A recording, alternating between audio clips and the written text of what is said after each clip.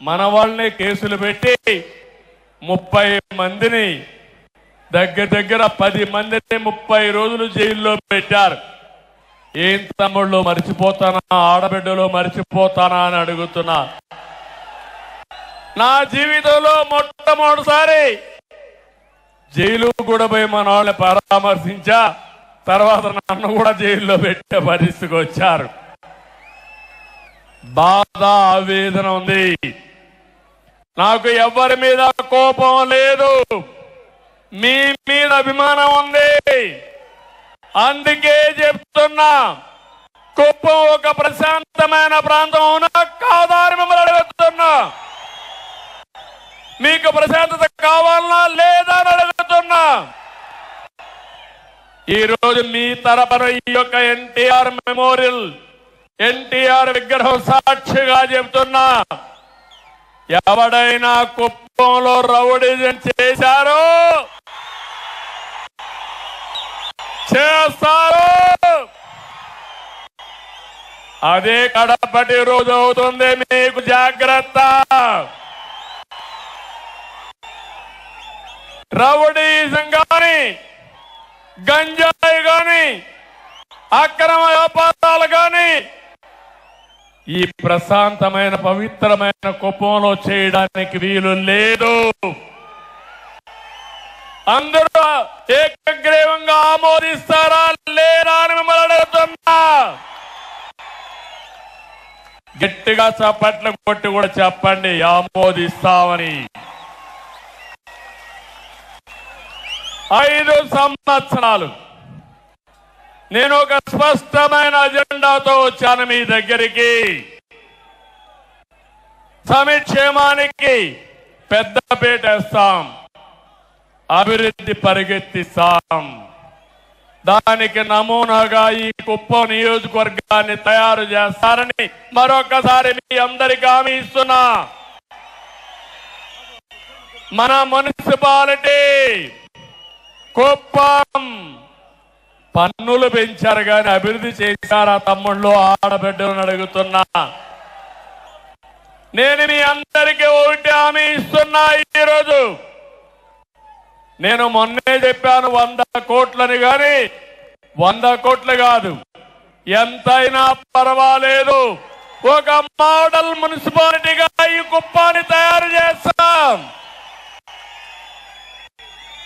Outer ring road వేస్తాం, town lake అన్ని రోడ్లు వేస్తాం, అన్ని రోడ్లు సిమెంట్ రోడ్డు చేస్తాను, డ్రైనేజ్ వ్యవస్థ ఏర్పాటు చేశాను, జంక్షన్లు కూడా ఏర్పాటు చేసి అవసరమైతే ఒక పరిశుభ్రమైన నగరంగా కుప్పం టౌన్ ని తయారు చేసే బాధ్యత నాదని మీ అందరికీ హామీ ఇస్తున్నా. ఈ కుప్పమే కాదు, మనకు 4 మండలాలున్నాయి.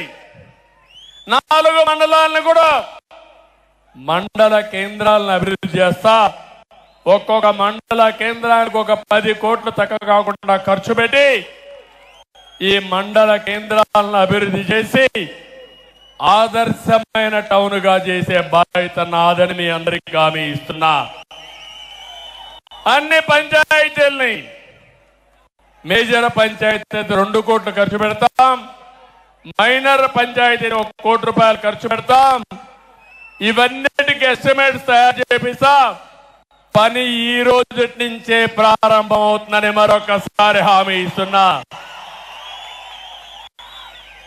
ఇది కాకుండా మీ గ్రామాల్లో గ్రామ సభలు పెట్టి త్రాగునీరు, డ్రైనేజ్, వీధి దీపాలు, ఇలాంటి కనీస మౌలిక సదుపాయాలు ఏవైతే అవసరముందో అదే మాదిరిగా వేస్ట్ కాంపోస్ట్ పెట్టాం. మనం ఊర్లో ఉండే చెత్తంతా తీసుకొచ్చి ఎరువుగా మార్చి కాంపోస్ట్ ఎరువుగా ఉపయోగించాలని చెప్పి ఆలోచించాం.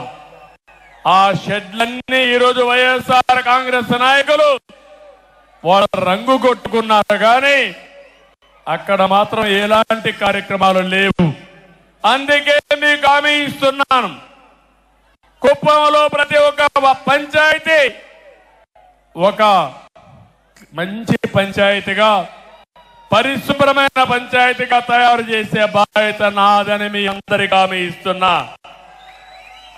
త్రాగునీరు ఎప్పుడో వాటర్ స్కీములు పెట్టాం.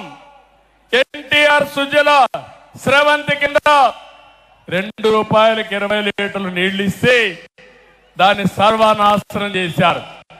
మళ్ళీ హామీ ఇస్తున్నాం, ప్రతి ఒక్క ఇంటికి కొళాయి ద్వారా నీళ్లు ఇచ్చే బాధ్యత తీసుకుంటాం. ఇదే కాదు, ఎన్టీఆర్ సుజల స్రవంతి కూడా మినరల్ వాటర్ ఇవ్వడానికి ముందుకు తీసుకుపోతాం. దీన్ని కూడా ఎస్టిమేట్ చేపిస్తా. వార్ ఫుటింగ్ లో ఈ పనులన్నీ అవుతాయని చెప్పి నేను మీకు తెలియజేస్తున్నా. ఒక పక్క అన్ని గ్రామాలకు రోడ్లు ఇప్పించే బాధ్యత తీసుకుంటాం. ఊర్లో సిమెంట్ రోడ్లన్నీ వేసే బాధ్యత తీసుకుంటాం. పొలాలకు కూడా రోడ్లు వేసే బాధ్యత తీసుకుంటామని మీ అందరికీ హామీ ఇస్తున్నా.